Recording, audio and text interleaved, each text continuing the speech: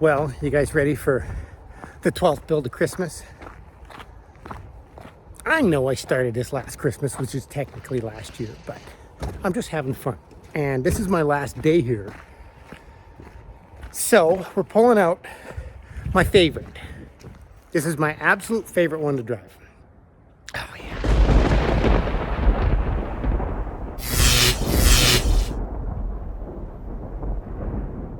Nope, it's not that one. Yup, it's that one.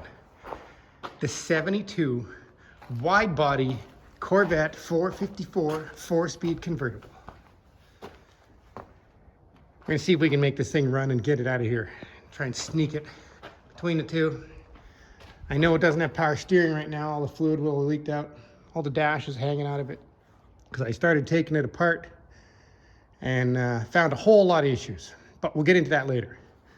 So we just drained a bunch of the fuel out, threw some fresh fuel in, got to throw a battery in it, see if I can get this thing running. And it's got side pipes, but I don't have the pipes on it, so it's just open headers.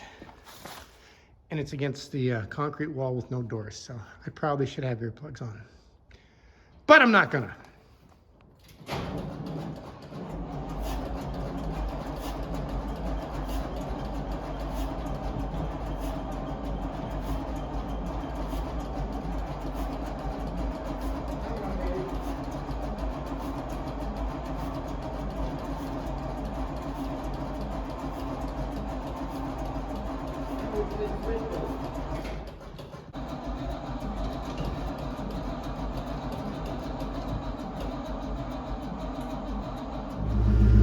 All right, it's giving us grief. We're having to run jumper cables behind me through the convertible from Mr. White's Bronco. It's not liking the cold. We're having fuel issues. And hit with a little starter fluid.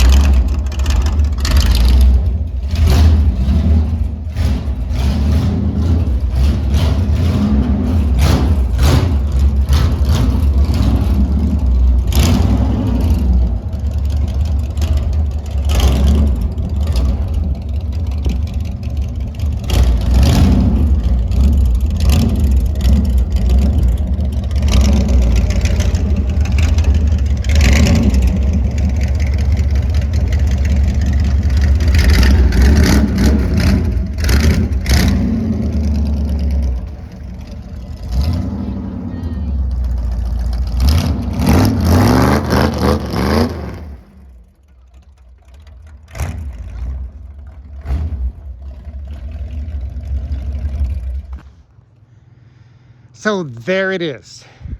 the 72 Corvette Widebody 454 4-speed convertible with side pipes. I love this car. I'm such a huge Corvette fan. And what happened was I actually drove this car a little bit, and I took the doors off because the paint job on it is horrific. Whoever did this didn't know what they were doing. It's a horrible job.